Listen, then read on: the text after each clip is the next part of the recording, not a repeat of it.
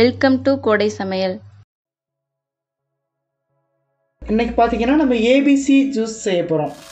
ABC ஜூஸ்ன்னு பார்த்தீங்கன்னா apple, beetroot, carrot.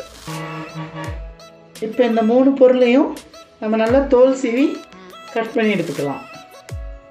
இப்போ இந்த 3 பொருளையும் ஃப்ரெஷ்ஷாக கட் பண்ணி எடுத்து வச்சுருக்கோம்.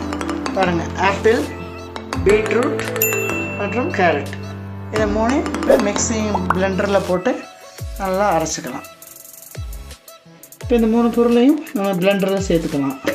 ஆப்பிள்,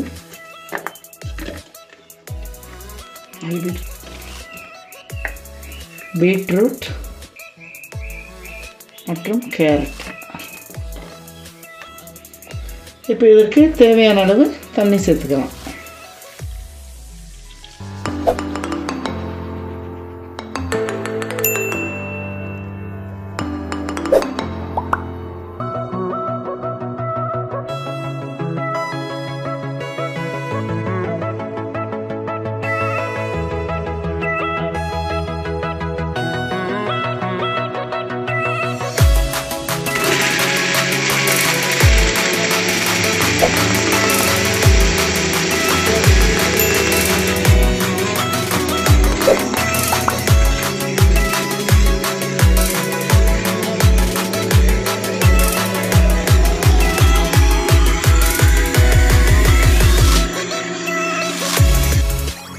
நம்ம நல்லா அரைச்சி எடுத்துட்டோம்.